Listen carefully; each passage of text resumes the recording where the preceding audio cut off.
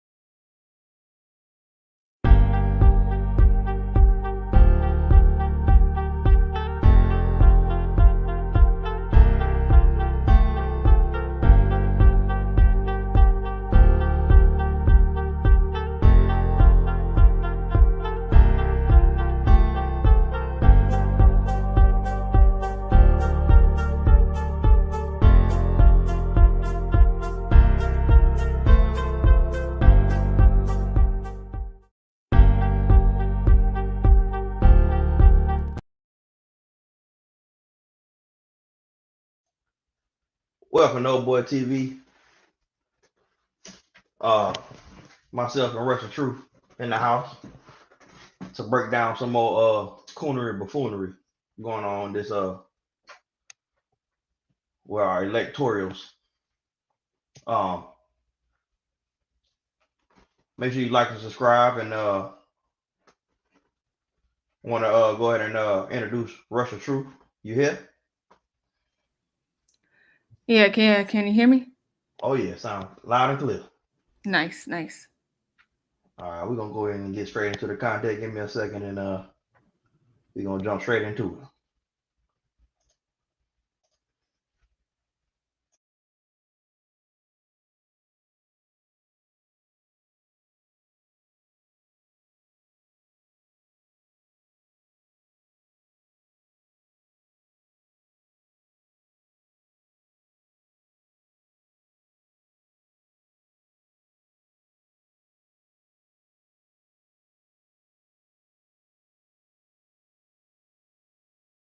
I want to start by thanking you all for your leadership and support.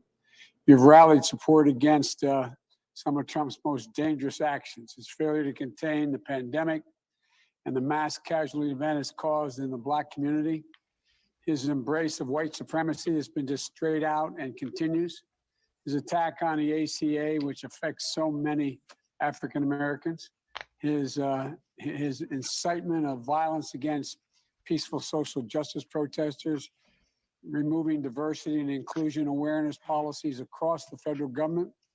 And you've successfully litigated voting rights cases while the right to vote has been under more severe attack than any time since I was a kid. And you've helped ensure that Americans across the country complete the census and are counted, which is a... Russell Truth, just say something when you need me to pause.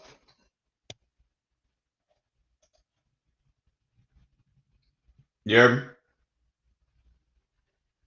Oh, yeah, I heard you. All right.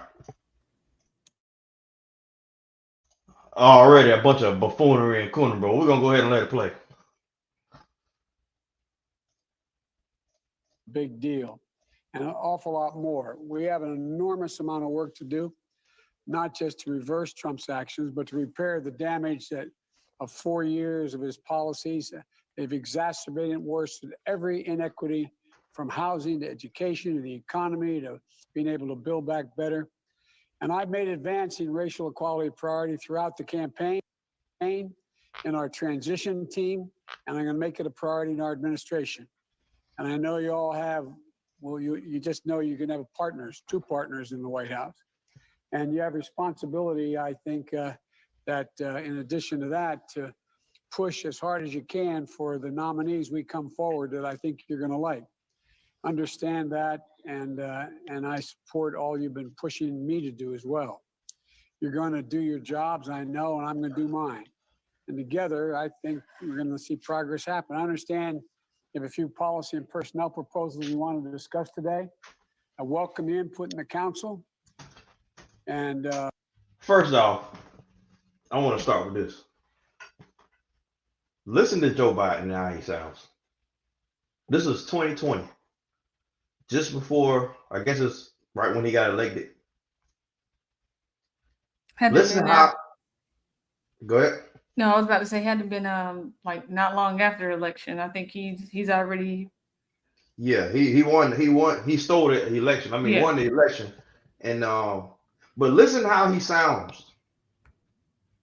He sounds good. He's talking, flowing. He's conscious. Yeah, he probably could have passed the cognitive test back then. Yeah, this is just 4 years ago now. So it's amazing how he's degraded just in a few years. It's amazing. But go ahead. Let's let the propaganda spew. Here is what my transition team is doing to ensure that tracking racial inequity is part of every piece of work, from policy to agency review to personnel to appointments to technology and to delivery. We've asked our agency review teams to look at opportunities to advance racial equity in the federal agencies. I just announced, by the way, the COVID team, and we have we've set up a new department that requires to look at racial equity in the way in which the COVID vaccine is in fact distributed. It's an important piece. It's across every aspect of our administration. And I view this as an essential part of taking responsibility for greater equity across the government. And we're talking to a lot of policy experts, including many of you I've talked to, and we're developing implementation plans to assess implications for racial equality and racial equity. We're applying anti-bias techniques as we recruit people for my administration, and the ones we'll hire, and those who will be second, third level folks as well. And I've asked Cedric to help me think through how to build on this work and make sure we infuse throughout my entire administration after holding listening sessions with experts like yourself.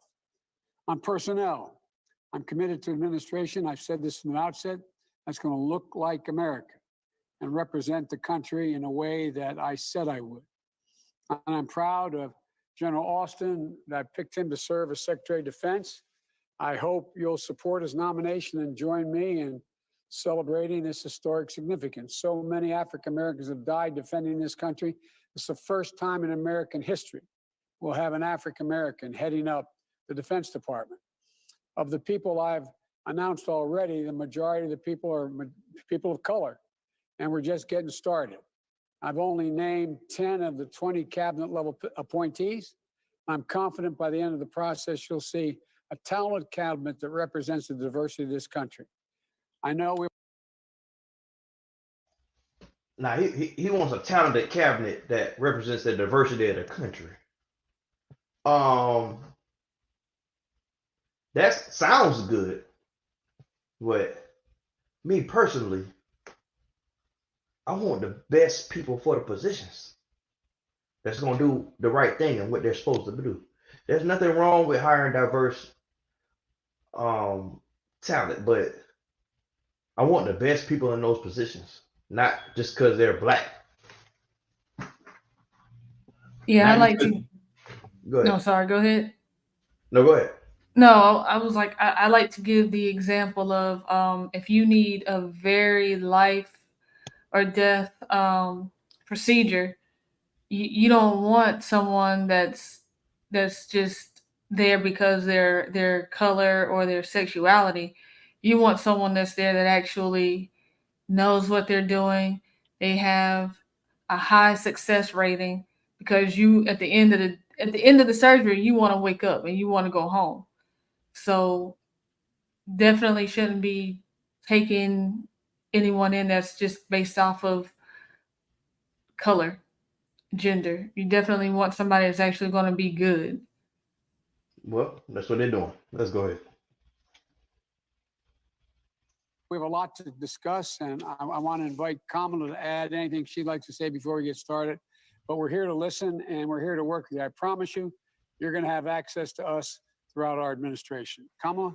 Thank you. I just welcome. It's good to see everybody. The only thing would be better if we were together in person. But thank you for everything you do every day.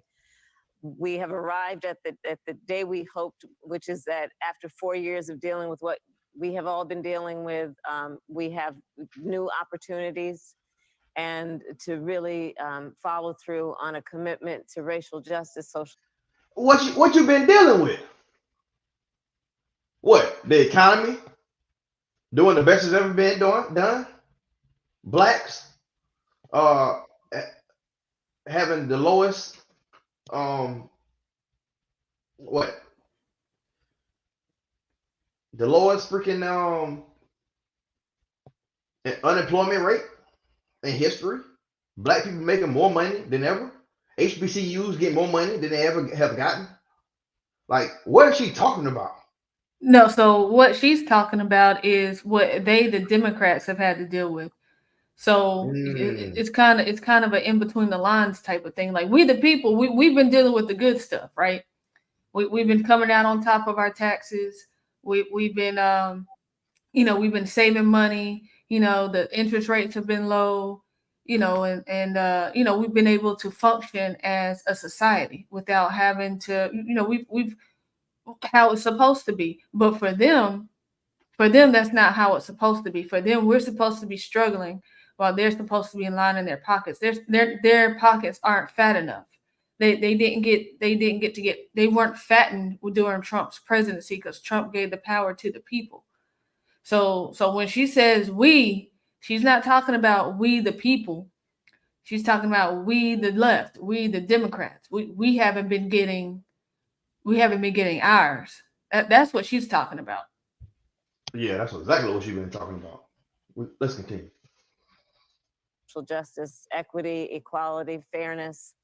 The work that we need to do as an administration cannot get done without your involvement, partnership, support, and influence.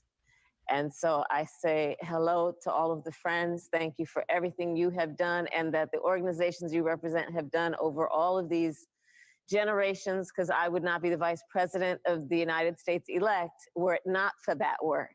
So greetings and thank you. And we should get Pause on started that. because this is the time for you to talk. Yeah, she wouldn't have gotten president elect if it hadn't been for her skin color and them lying about her being black Her skin color and her gender, and her knee pads. But yeah, knee pads, and everything else. She locked up more Negroes than any white person ever have in California. exactly. In California. Um, yeah. Cedric, you Yes. gonna start this, or how are we doing this? Can't hear you, Cedric. You're on mute. This is what I'll do. I'll turn it over to my former boss, Mark Morial, and he will give us the run of the show. But Mark, if I see that we're getting bogged down somewhere, I may have to jump in because I know Reverend Al is last, and I don't want Reverend Al not to get his full time also. So hopefully we'll go straight through, but I don't want to make sure we don't use up too much time and deprive the last guest. So with that, I'll turn it over to the Chair and CEO of the National Urban League, Mark Morial. Cedric, we had a lot in common. We both work with him for him. Mark, you're on mute. Go ahead, Mark. I think you're on mute. Mark, you're muted. Yeah, Mr. I've never heard anybody President-elect. mute you before, Mark. I've never heard that happen, ever. Mr. President-elect, Madam Vice President-elect, first of all, that sounds so great to us. Let me just say congratulations to both of you on your historic victory in this election, for which we worked so hard to turn out a record vote in our community. Let me also just begin by thanking you for Cedric Richmond, Cecilia Rouse, and General Austin, and Vice President-elect Harris particularly, for your courage and fortitude in selecting them for these very important positions. We intend to work closely with Cedric on an ongoing basis to make sure we hear you and you hear us. Let me begin by telling you who we are. We are 7 historic civil rights organization leaders. We do not come as individuals or personalities. We come as leaders of historic civil rights organizations, meaning we have been there, or the roots of our organization go all the way back to the 1960s and prior to that. We are a group of equals. There is no one organization or any one of us who is the leader of the pack, the president of the group, or the chairman. We come as equals, bounded together by mission, doing our work in different ways, but with an intense focus on racial justice, with a particular emphasis on the African-American community for many of us. I want to lift up your historic commitment to racial justice, embodied in your campaign document, Lift Every Voice, and embodied in your statements, the night of your victory, where racial justice was lifted up as one of your 4 pillars. Our job is to help you and to hold you and your administration accountable to accomplish the progress of racial justice. Oh, you definitely didn't do that. You definitely didn't do that. You ain't hold nobody accountable for anything. So you can stop that crap right now. But right now, it's hindsight. Hindsight is December 8th, 2020. It's 2020 right now. And you can definitely see all the damage Joe Biden has done since he's been the president. Go ahead. And those twin objectives, helping and holding you accountable, is what we will use to guide this relationship over the next 4 years. To accomplish this objective, you must maximize the number of African Americans in the cabinet, sub-cabinet, and the White House staff, so that people with the lived experiences of racial justice and the professional qualifications are at the big table in the deliberations and the discussions on all issues. We want to affirm that as Americans, every issue is an African-American issue. Some issues are of greater importance than others, but every issue All right, is an hold right African-American there. issue. So he's saying every issue is an African American issue, right? And I know we talking about this was 2020. So of course this is before we knew what we saw coming, but how does that compare to today? Talking about African American issues. Has anything improved for African Americans since Biden and Harris have taken office? No, it's gotten worse. Because you did have, at this point, we're looking at 12 years of Biden, right? Because he served 8 years under Trump. I mean, Obama. yeah, under Obama, right? So how is it that 12 years, and that's just in presidency, VP and president, on top of your, what, 40, 50-ish years total in politics, and here they're talking about addressing issues for the Black community. Why now? It's 2020. Joe Biden has been in office longer than that. Why is that still a topic? This man has been in office for 60 years and they ain't did nothing for Black people except lock them up. So Three strikes you out. He wrote that bill. So it's just it's just a talking point. It's just a pandering. It's just it's a feel good thing. Because honestly, Black people don't have they have the ability to do anything a white person can. They can go open a business. I have never seen so many Black people hustle in my life. And I'm talking about side businesses. They work full time construction or plant or whatever, and then on the side they got their own, you know, lawn care business, car detailing business, pressure washing business, whatever like that. So I'm just trying to understand, what is it that Black folks don't have the opportunity to gain that other folks do? But you can keep Let's going. find out what they're talking about.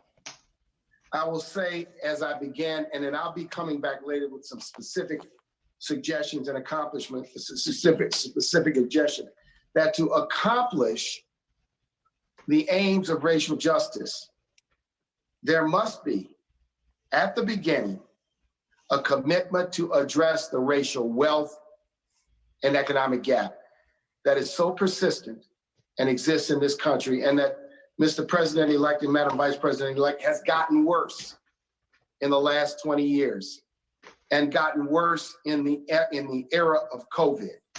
Well, my question is, well, whose fault is that?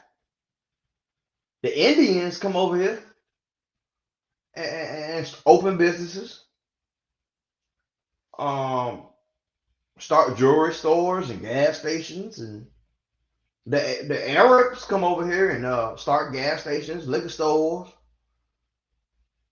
In my area, all the liquor stores, gas stations is run by Arabs. All the jewelry stores is run by Indians. So why haven't blacks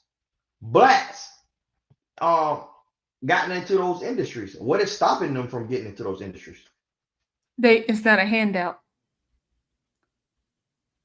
We need to be given. We need a handout. We need some loans. Right. Well, you the black community has been played. They feel like that because of slavery, which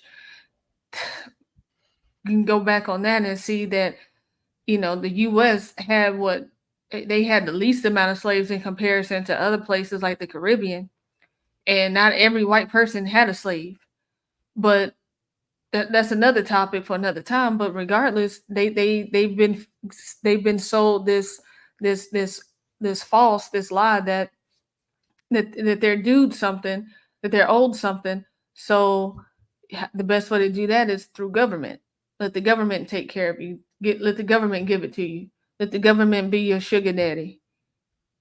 So instead of them going out there and hustling, and then they also sold that, hey, it's the white man. The white man is dominating you guys. You guys don't have a foot up. But if you go out there, you can get a loan for you. I've seen black people driving cars that they claim that only white people get to have. I've seen black people buy homes that they claim only white people get to have. So it's a lie, it's a falsehood. And then they're not told to go out there and actually make something of themselves. They're sat there, and it's a generational thing to where they're told to, hey, you know what? Nah, you can't do that. You're black. It's against you. So just sit still here and collect your food stamps and get your 4 or 5 baby daddies and make your 3, 4 baby mamas. So instead of them getting out there and actually doing something, they just sit back and then just watch all the stuff go by and then just keep feeding into the lie that is not for them. Our community is in crisis. This nation is in crisis. Our community is catching hell economically, catching hell from COVID. And I want to encourage you, Mr. President-elect, to be bold, to be imaginative, to view this as the historic opportunity that it is for your administration. So number one, to accomplish the aims of addressing the racial wealth gap, it will require a set of targeted policies that focus on the communities that are deeply impacted. I want to lift up your own plan, the Lift Every Voice plan. And I want to encourage you to ensure that from Secretary-designate Yellen to each member of the economic team, to every member of the staff economic team, that this document and this plan be a guiding document for everything you do in the next 4 years. Your commitment to this plan was encouraging, and all too often in an administration, people come in and they bypass the specific commitments that were made during the election. This exactly what he about to do for the next 4 years. Oh, we got my boy John. Now, hold on. Let's put him on the stage. What's happening? Yeah, put me on stage. Yeah, what's going on, brother? What's happening? Can you hear me? Yeah, I can hear you loud and clear. We're talking about some political stuff, man. I don't know if you be into this, but Yeah, I'm into it. yeah, man. I heard what he was talking about, so I jumped in. But the thing is, when are people gonna understand that the system is the system and is meant to be the way that it is? We're trying to fight the system, but that's not how you win. This been going on for years and years and years. Like, it's part of the game. Look, these black people, they begging. You see them all on here, they begging. Exactly. That's it right there. They're begging. Please treat me right. Please. I'm tired of asking you. Can you please treat me right? No, man. Just go out and build your own. That's all you gotta do. Is there anything that a black man can't do in 2024? Is it easier to build wealth now than it was in the past, or is it harder? It depends on the person. In general.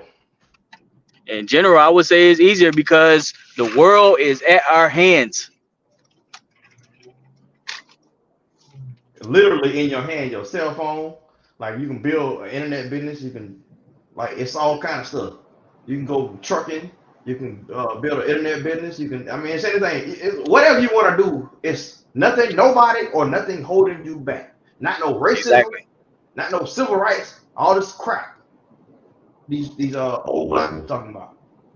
Yeah, they stuck on what happened during the civil rights. Like, that stuff is over. I mean, it's still happening, but it's over. Hey man, it's sad. I'm gonna keep it going for a second. With the black community, because they always want to talk about what the president, please, Mr. President. No, black people don't have an infrastructure. You build that, then you good. How do we build an infrastructure though? You got to start with farming, number one. How many black farmers do you know? We need some land. Gotta have some land. Niggas don't want to buy land though. Niggas want to buy Chanel and Dolce & Gabbana and Versace and Jordans. Hey man, it's just crazy, man. How do we get black people as a group, not individual? You know what to do. I know what to do. Rush Truth know what to do. We know what to do individually. But how do we combine powers like Power Rangers and make a Megazord? Like, how do we so these Negroes can stop complaining and crying about what they ain't got? That's the question right there. Is that possible? They say anything's possible, but I don't think that is. You done gave up on the Negro, man. Oh man, I been gave up. Black people so brainwashed and indoctrinated, and they don't care. They'll complain about it, but black people don't really care about their conditions. So I know a president doesn't control everything. You're not gonna be able to get everything from a president or who's in control of the office. But if you had to pick out of the president, come on. All right, I ain't want to say it, but I'm just saying. I'm gonna let. Did you see the debate? Huh? Did you see the debate? Yes, I saw the debate. Of course, it was so funny. It was sad. That's what it was. He was like, sad. You can't even you can't even get on the green. They was both wrong for that though. I ain't gonna lie. They started talking about golf. I was like, oh Lord, It was hilarious. First of all, I'm just looking at like, this is the best that America can do. These old ass white men. Yes, it is. This is the best that America can. No, that's the powers that really control the nation and the world, those are the people they want at the forefront. Mm. Mm-hmm. Yeah, that's facts. It's like you asked, how can we put it together? But it's like you have to do it on the individual level, and all the individuals combine, and then it can be together. But coming together and working your way down, it's not gonna work. You think about this. You got Negroes. When I think about this whole situation, I think about like Chicago, New York, LA, the gangs. Like Yeah, all these Negroes is fighting each other while the white man just sitting back and laughing. I ain't even gonna say the laughing. white man. It's the whoever is the Everybody, foe. Yeah. So I'm everybody like, laughing at us. yeah, it's the whole world is laughing at us. Africans, China, Japan, Europe. It's sad. But you got these black people, all these black people on here is Democrats. They Democrats and they voting for a white man and think they're gonna save them. Nobody's gonna It's save the you. it's the Jesus complex, and then they What? don't realize Democrats, they're worse than the Republicans. No, no crap. I mean, the Democrats is demons. I call them the Democrats. But The listen, Democrats. Yeah. but my thing is, if you're the type of person, I'm a Trump supporter. I'm Trump, black for Trump. I'm Trump all day long. You know, Trump did when Trump was in office, he did more for black people as a group than any other president, as far as I'm concerned. So, but if you're the type of person, you kind of in the middle, you like, well, who the worst? You got people that are still dig their own grave. This dog, look what's going on in the world right now.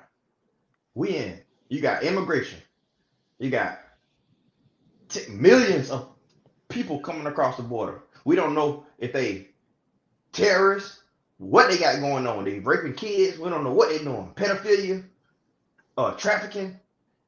You got the Yeah. economy. The economy. My money is jacked up. Interest rates.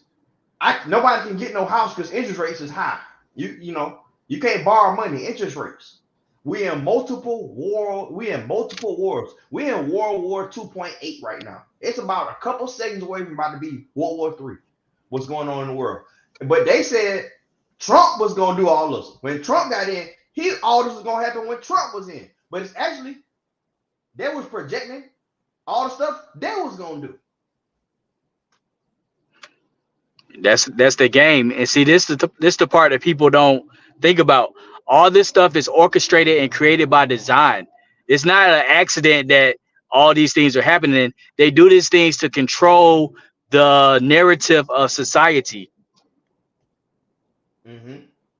See, that's the higher level stuff. Like we think, oh, this happened, so this happened. No, they might have created something to make it seem like it happened, like the coronavirus. They created that to make it seem like that's what happened with the economy, but they was going to tank the economy anyway. But all Mm-hmm. these things have always been happening. Like that's one thing about especially black people. We don't look at history. All this stuff always happens. Oh, Negroes don't want to read no books and learn history. No, that's too much. Oh no. That's too much But work. when you go read history, you will see that there's always been immigration problems, quote unquote, which I don't, that's not even a thing. That's just some white man trying to put borders on society. But anyways, immigration has always been a thing. There's always been a problem with taxes. There's always been a problem with the money, the economy. None of this stuff is new, but they perpetuate it to try to make it seem like it's a problem because these people are in office.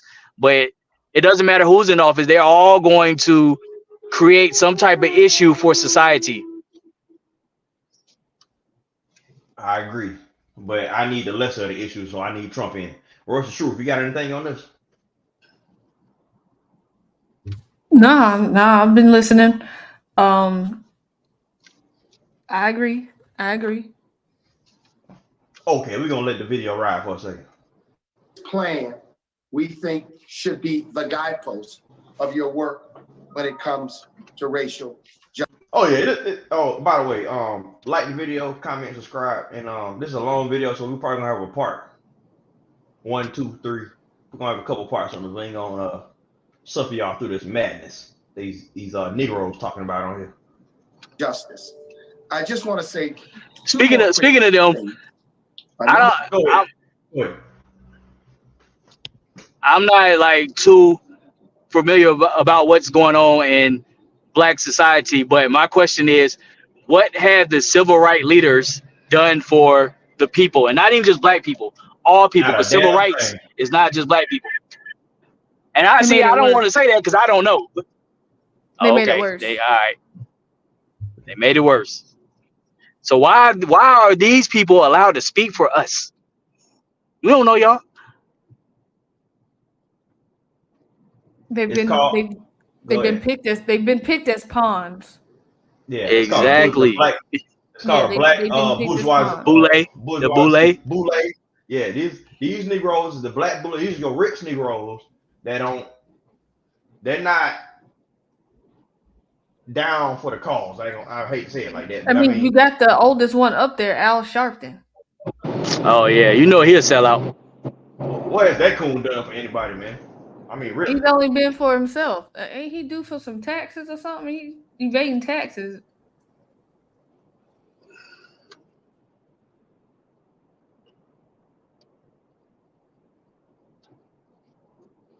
Mm-mm-mm. But yeah. So I'm not too. What are these like dollars or I mean like who? I don't recognize some of them. I know they civil rights, but was it one of them supposed to be a pastor? A wolf in sheep's clothing? I'm gonna tell you what it is. A bunch of coons. Let's keep it going. I mean, yeah. Number one, with respect to the first 100 days, we will share with you various thoughts about what should be in the first 100 days. I want to lift up the importance of a broad-based stimulus with money. That's called reparations, Negroes. You ain't getting no reparations.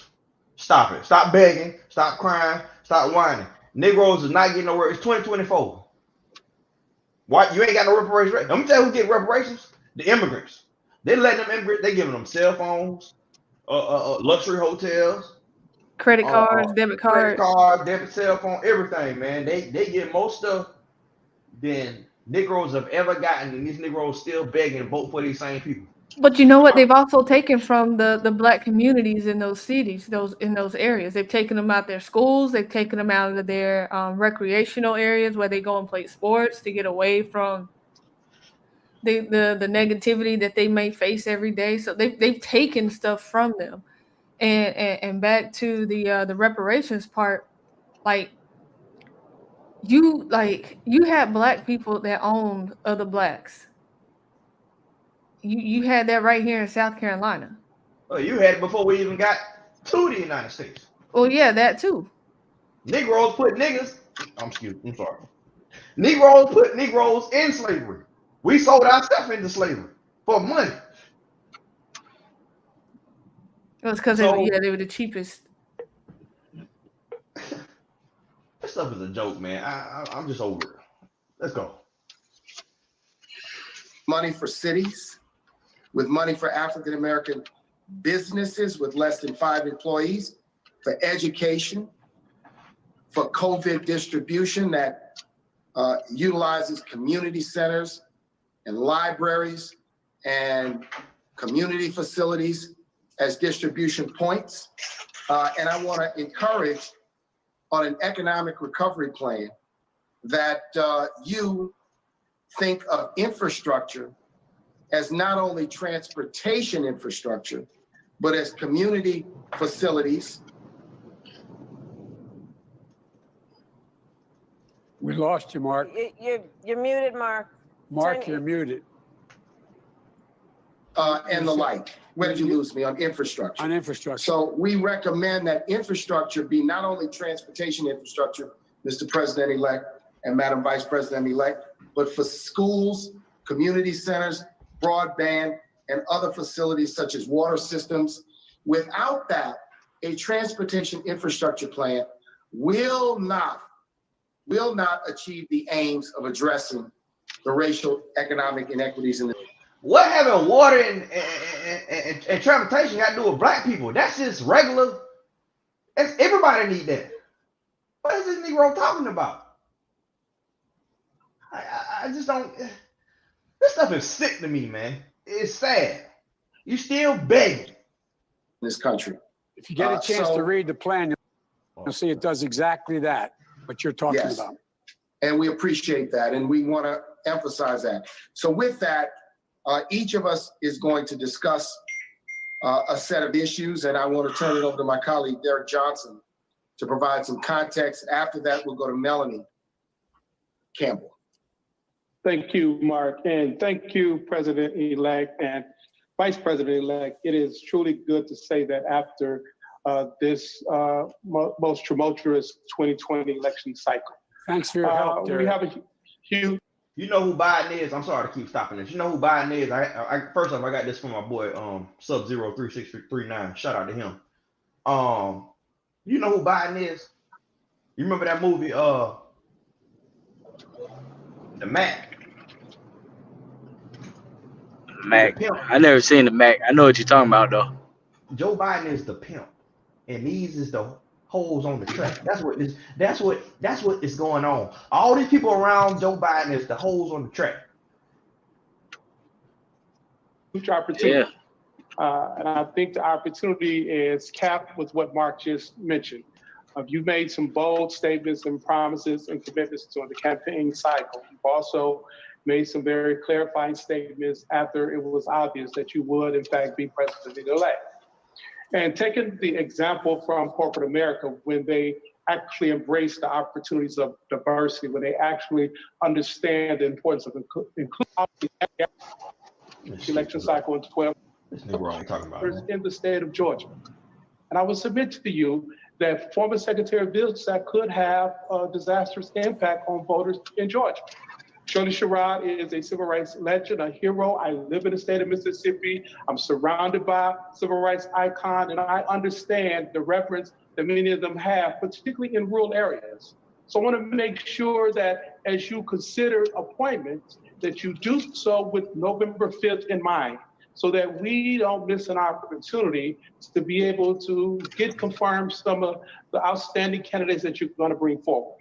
If you decide to take that route, I strongly encourage you to reach out to Ms. Sherrod, have a conversation with her. I strongly encourage you to talk to Black farmers so that you have. These Negroes want black people in office. They don't want the best people in office. That's my problem. I don't care what my business is. I'm doing pressure washing. I got a gym. I got whatever I got going on. I want the best people. I don't care if they're Indians, Arabs, Chinese, Japanese, European. I want the best people that's gonna make me the most money. That's gonna get me the most profit. I don't care about no diversity. I'm sorry. You can call me a coon, a buck dancer, whatever you want to. I think what it is for the black society community is that they have this this black hero complex or this black Jesus complex, to where like if it's a black person in office, then it's all good, it's all better, we've made it. And it shouldn't be like that, because you have black doctors, you have black lawyers, you have black teachers, engineers, the list goes on and on and on. And either you're good or you're not. So and you had Obama, a biracial, but they want to be, he needs to be black to them in office for 8 years. So how is it that you had 8 years of Obama and this is still your round table? Obama didn't do nothing for black people. The only thing Obama did was gay rights. I know, but that's what I'm saying. You had a black president in office for 8 years, so you had the highest title in the land, the highest position in the land, representing supposedly black people, and he didn't do anything for black people for 8 years. Well, you can say 12 years because he's still in office. Well, we know he's behind the earpiece, but And then you get another what I'm saying. Go ahead. and then another thing to add on to all this is black people don't understand how politics work. Like they don't understand not even just politics, the whole game of life. Black people don't know how it works. Like so many people don't understand how these systems are set up for you to win, and they like to blame white people. Now white people know the game. Mm-hmm. They know how to play the game. Black people don't know how to play the Exactly. game. They stayed begging and crying and whining. Stop begging, man. Everything we need is right. We live in America. This is the greatest country on earth. Point blank, period. You can call it. We done had problems, slavery and wars and all that stuff. But you have the most opportunity in this country than you have in any other place in the world. We have the most. It ain't nothing stopping nobody from doing anything, as far as I'm concerned. So check this out, right? Exactly. Just a little tidbit too, right? So you even have slaves that had the opportunity to get out of slavery. They were offered the chance out of slavery by fighting in the war. All they had to do was fight in the war. All they had to do was just go and say, I will fight, and they will be free. But instead of them willing to go out there and fight, many of them Stay a decided to slave. stay a slave. Exactly. So the opportunity was there. Opportunity was presented. There was even a time where they were even offered the chance to be like, after, the abolishment of slavery, they were even offered the chance to go back, to be sent back to Africa. But they chose to stay here. I'm not going back to North Africa. I'm Fast. good. I'm an American Negro. I ain't never been on I the. get that. But many of them, this is the time where many of them, this is still during that slave period where they were just, they were just freed. So a lot of them did work on the plantations, but they were given the opportunity to go back and they denied it. Some of them took it, not all of them, not a lot of them. Majority of them stayed here. So they were given the opportunity to go back. So if you want to get mad at somebody, get mad at your own. That's what it is. You want to Exactly. get mad at the white man, but in the Underground Railroad, they act like she did that on her own. There were white people that helped Harriet Tubman with the Underground Railroad. That was a network. Hmm. So Mm-hmm. white people, Yep. they weren't always enslaving people. They were actually helping people. They saw it as evil, so they stepped in. Many of them lost their homes, their families, their livelihood, because they stood up for they stood up for what was right. And therefore, I mean, they paid the cost too. But still, the black people today, one of you black people as the superior, and white people as the devil. Let's keep it going. A clear understanding of the impact any decision can have on the January 5th election. It is our goal as NAACP, it is our goal as civil rights community for this administration to be successful. And it can only be the success we need it to be if we have the ability to get good people confirmed. I'm gonna round that off with what you started around this question of equity. Do y'all hear what he's saying? He's saying the only way we're gonna have success is if you put the people we want you to put in office. That's what he's saying. So they got Ketanji Brown Jackson. I may have butchered her first name, but they have her. Yeah, Ketanji. Okay. she don't even know what a woman is. Exactly. She doesn't even know what a woman is because she's not a biologist, or she's not she's not proficient in that field, regardless if she was born with XY chromosomes or XX chromosomes or not. She apparently don't know. But you have her in the high. How is that not embarrassing? Is that the best that you got? That's the best that you could get. It's a game.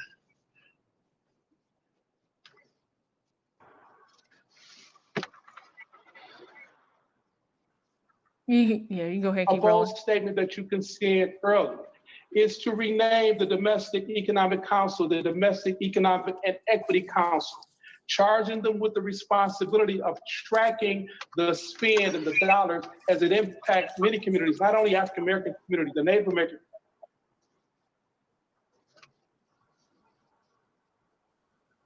We got my boy Jaeger in the house. Um, can you let me hear your mic, Jaeger? You got to unmute. Yo, can you hear me? Yeah, go ahead. You got anything on this?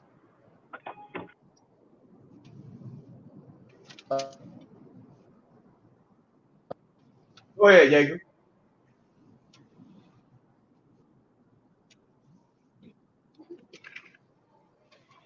You got to speak, bro. Go ahead.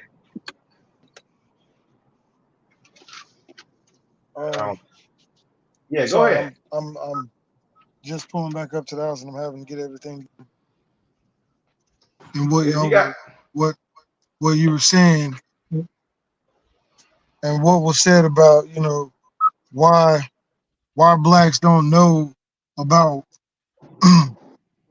about the game of politics. And it's because of lack of education. It's because of the direction of the education was far-fetched. Of course, they teach your kids this in school, but they don't teach they don't teach this in college where it's need be. You understand what I'm saying? You were saying earlier about, you know, Ron, that they were talking about reparations check and how the black people around the president and the vice president were begging for stuff. And it's not that I don't agree with you, but I also disagree with you, because it's like the only reason they're begging is because they were put in a position to beg. And I don't know who the girl is that was talking. I love the way that you said what you said. A lot of this system is flawed, and it's flawed so that the puppets that they put in a position to speak for the masses are just that, puppets. And so when they try and get somebody who says like, oh well, I'm from the hood, I understand this way of life, and this is the way I was raised. Well, that's your way of telling people where you came from. That's not the way that you were raised. You understand what I'm saying? You say what you say in order for you to get in a position to try and dialect for those who are like you. But once you're put in that position, you're given things to be able to make you the puppet that the puppeteers need you to be, to say what they want you to say. Yeah, but at the same time, you always have a choice. You have a choice to be a Yes. puppet, and you have the choice to be the puppet master, or you can be in the audience watching the whole show. Yeah. And with the education, I understand like it might not be taught how it should be in colleges, but this is the era of information. You can learn all this stuff by you got men who went to prison and learned the law and gotten themselves out of prison. So not knowing what's going on in the world, that's no excuse. No excuse. Yep. It's not an excuse, but as the way of how society is right now, more people are beckoned to listen to. I noticed this after COVID. More people would rather listen to what somebody says, and if they sound like they know what they're saying, they run with it Oh, definitely. instead of doing their own research. No, I agree. That people don't know how to think for themselves. That's the problem. That's a big problem. A huge problem. So You can't get people on the same. You can't get people on the same page as you. The only people you can get on the same page as you are the people who's gone through the same things that you've gone through and know how hard it is to get where they've got. You see what I'm saying? Those who are not willing to walk, who have not walked in the same shoes that you've walked in or done the same things that you have done, are never going to understand what it is, why it is the way that you think, the way that you do. So with that aptitude being out there, it's very hard to shine light on something that somebody doesn't know anything about. I can sit here and tell you that LeBron is a good player, but he's not better than Jordan. But I mean, unless you're looking at the stats, unless you watch the games that Jordan has played, you will not know, who Jordan is if I'm telling you that LeBron is a better player than Jordan. You're gonna take my word. Hey, don't get me. That's a whole different conversation. I ain't Yeah. got time. That's No, on my I'm other not. channel. That's I'm on my not. I'm other not. channel. I'm not trying to go to. I'm not trying to go to sports. But that's what I'm trying to. I'm trying to shed light on is the fact that the younger generation is more hip. I just had this conversation with a pastor. The younger generation now are more aware because they're more open, whereas the older generation only knows from what they lived through. So this is what you're watching right now. These is all these black folks you see on here right now. They the older generation. They don't know what the hell going on right now, and don't want to learn what's going on right now. They want a handout. Master, please help me. I need help.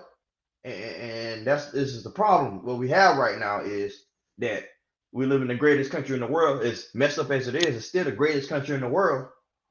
And there's unlimited opportunity. I can go start a trucking business right now. I can go start a pressure washing business right now. I can go start any kind of business I want. A nail salon, a hair salon. That's what all these other people come out from. All the Indians, the Arabs, the Asians. They come into this country and run circles around black people. And while we sitting here begging and begging for more handouts, all the opportunity is right here. We have the infrastructure. That's just my point of view. Let's get the video rolling. The Latino community and others communities to show that there is in fact equity in how we are managing our economic policy. The same thing for OMB. Rename it and give it a charge of equity, Office of Management, Budget, and Equity, so that we can track and manage and understand whether or not the commitments made during the campaign can truly be lived up to with this administration. We are cheering for your success. The work that Cedric Richmond has already begun to do to reach out and build is really important, but his skill set is so much broader than just the Black community. We are really celebrating. Amos Brown mentioned to me every time, Vice President-elect Harris, that she's a member of my church. And I don't know if you're a member or not, but Amos don't claim anything that's successful that's in proximity of him. And we love Amos for that. He's But right we to really claim need it. a laser sharp focus on your commitments, because what gets done is what gets measured. What gets measured is what can be held accountable, and accountability starts with making sure somebody is solely responsible on carrying out the charge of the commitments you made. Thank you for the opportunity, and I want to make sure that your statement is ring true. We do have a responsibility as an advocacy organization to raise the questions as we hear it germinate from our members, to call out concerns as they exist. That's something that I will always do, but I want to do it in a way in which we can always have a dialogue. And that dialogue should be towards solutions, because my little piece of solution with your army of solutions, we can perhaps get a solution that not only help the African American community, but make democracy work for everyone. So thank you for the opportunity. Thank you. Great. Melanie Campbell. Thank you, Mark. Thank you, President-elect Biden and Vice-elect Harris. It just has a wonderful ring to it, a wonderful ring to it. But thank you for the opportunity to have this conversation with you all today. And also thank you for earlier, President-elect Biden, for meeting with me and several other Black women when you were deliberating about who would be your vice presidential running mate. And so I want to thank you for selecting now VP-elect Harris, and for her selecting you as partners.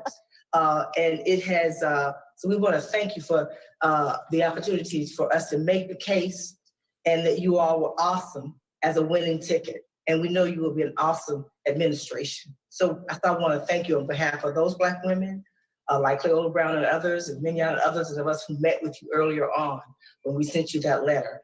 Also, we want to thank you on behalf of many, many Black women for the selections you've already made for your administration. Thank you, Master. I was Thank just you, about to say, she thank you, sounds like Master. she sounds like she kissing a bunch of feet over there. I appreciate the pig feet and hog ass you gave us in the shack, and I appreciate the extra 10 minutes break you gave us, Master. Come on, man. This is what I hear. This is a bunch of bull crap. Yeager, you got something on it? I mean, They begging. it's this was again set in motion years ago.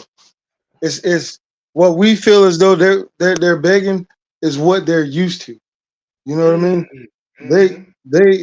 They those people that are in office are those people who either one was there during the time of when slavery was being abolished or being uh, being in the middle of it, or their parents were greatly affected and a part of it. So of course, like I said, they're going to go off of what they know and what they were taught, which is, oh well, we're gonna try and make change. We're gonna try and make change. Well, change is already here. Change has already been. And if you miss that train, you see what I'm saying? But those people are still in office. Those people are the people who are pushing these politics in office. So of course they're going to sound like beggars because that's what they're used to. That's what they're used to. That's facts. That's fact. I wouldn't go all the way back to slavery, but I would go to the civil rights era. Civil rights. That's what I was trying to say. That's what I was trying to say. It will be a 1960s, late 50s, 60s era when there was just starting to. They thought they was making strides and stuff. So I'm with you. I get that. I'm tracking on that. I understand that. Let's keep it going. Oh yeah, shout out to Calix Taylor and Elite Fitness Training. Make sure you go to his Instagram, Elite Fitness, because this man is the best trainer on the planet right now. So if you're trying to get in shape, make sure you go hit him up. We're gonna put his link in the description later on. Let's keep it going. When it comes to cabinet as well as other White House staff. Also want to really encourage you as you are selecting your positions for statutory cabinet positions, that Black women are represented in those positions, and names that we all have heard and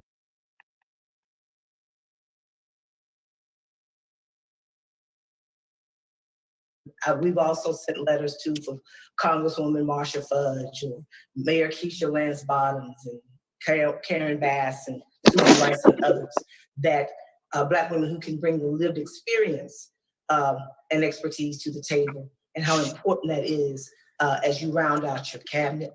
I want to thank you for selecting Cedric Richmond, who I've had the pleasure of knowing from his role at Congressional Black Caucus and others, and know that we're looking forward to that relationship as we move forward. I have a couple of things from the National Coalition of Black Women's Roundtable that we wanted to share. I want to first talk about COVID-19 and its impact. I am a survivor of COVID-19. I know. And thank Congresswoman, thank VP for calling me and for you all sending me those flowers in September. And the issue around healthcare and implicit bias, what happens. So when I was first diagnosed the first week of September, I was checked into the hospital and a day later and had pneumonia. And I was sent home the next day with Tylenol and Mucinex. I was not given remdesivir. I was not giving anything. I was sent home to figure it out. The very next day, I couldn't breathe. I had to take an ambulance, and I was in ICU for 2 weeks. I almost didn't make it, and I was in the hospital for a month. All right. So pause here when you get a moment. Right now, I have a 70. Okay, so am I the only one that heard that this COVID virus was supposed to be more dangerous to Black people? I remember hearing that. Okay, so here you have a Black woman kissing feet and singing her praises and whatnot. For granted, COVID didn't happen under Biden; it happened under Trump. Mm-hmm. So I'm gonna put that out there. I know. However, when Biden got into office, it was him and his cabinet that forced others to either take it or not make it, meaning not make it in society. You can't go to work, you can't go shopping, you can't go fly anywhere, stuff like that. So I don't know, maybe I just lost my train of thought. But anyway, but like regardless, Fauci was there before Trump, wasn't he?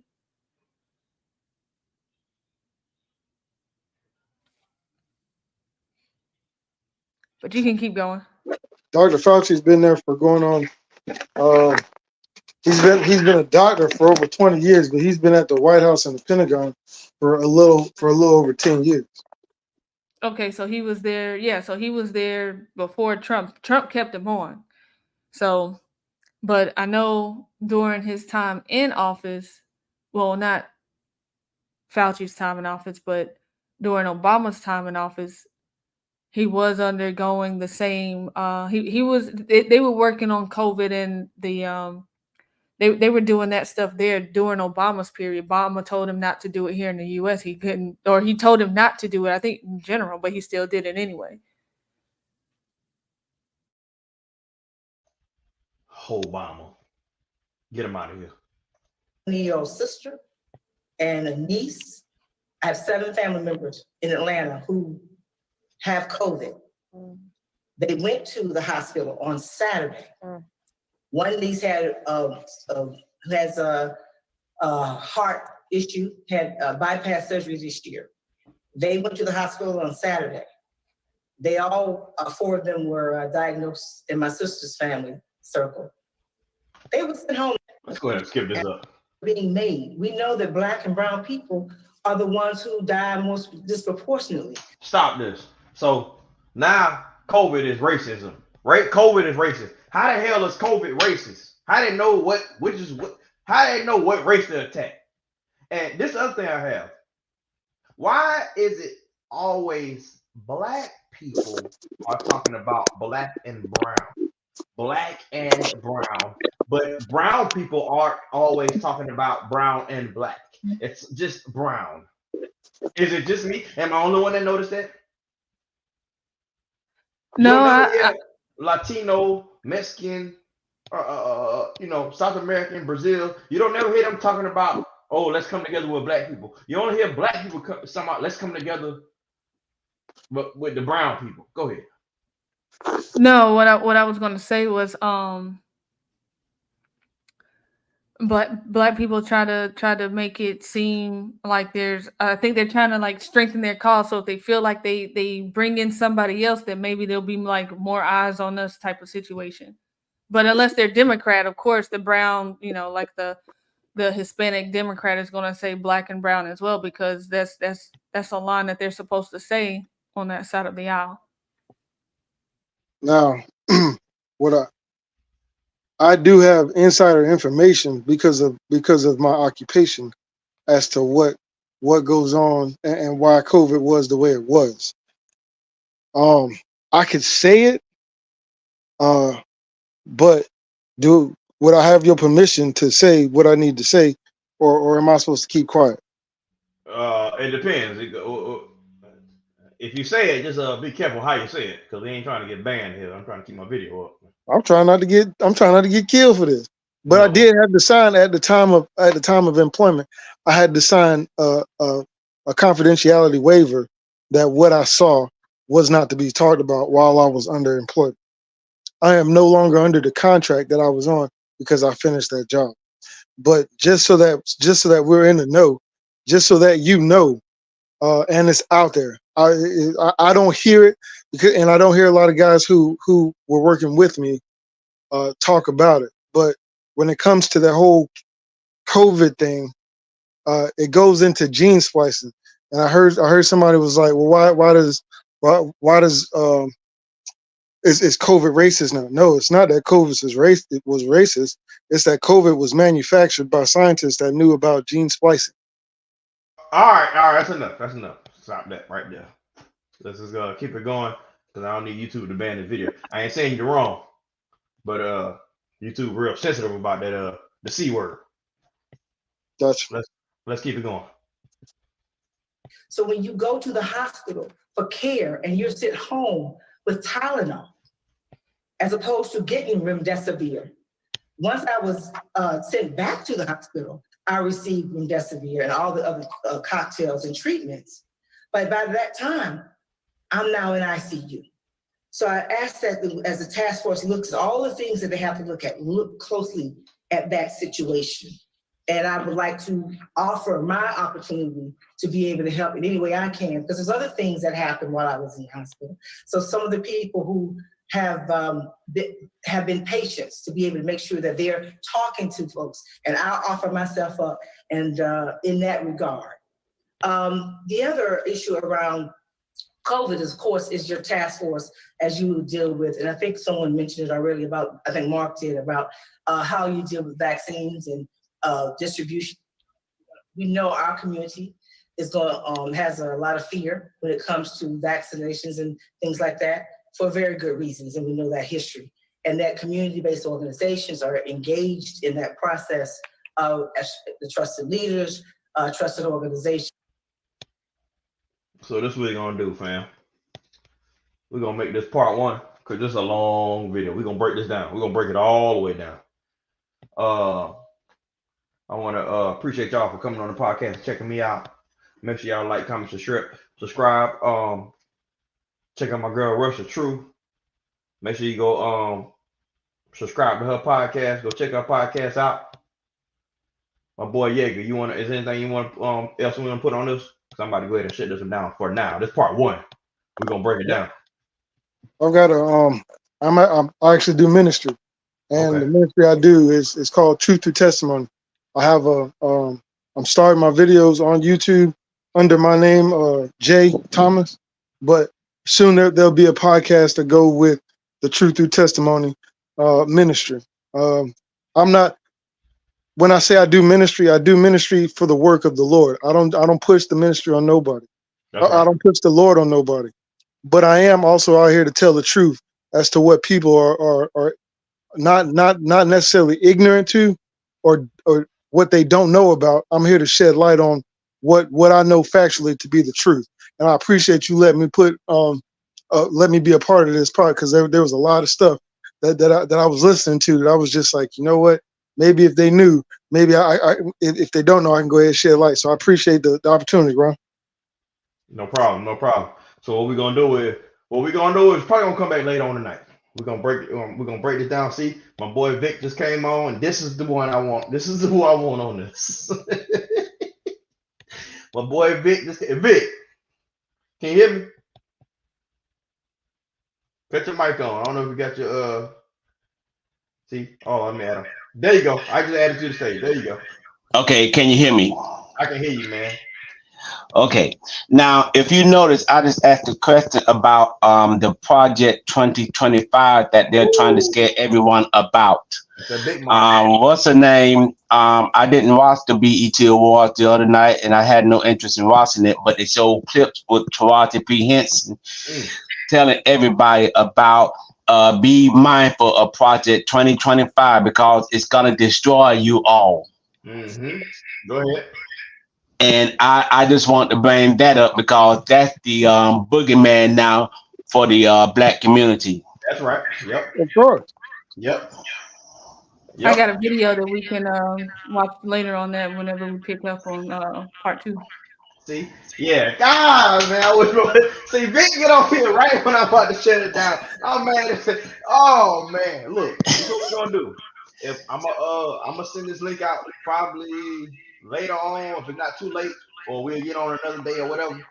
Or we're gonna get part 2 going. But I need Vic. Vic is my historian. He breaks it down. He know the history. Well, look, I need to talk to Vic too then, because I've been on a lot of studies here lately.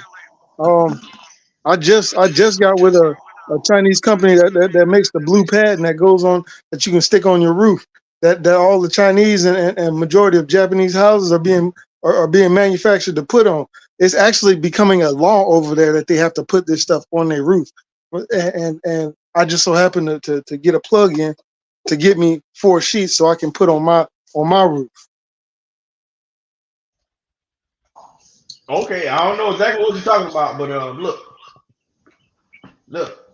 If y'all willing to get on back on later on tonight, or when I send a link out, but I definitely need Vic, rest of truth. We all gonna get back on here, Jaeger, and break this stuff down. But we're gonna take a little break for now and come back.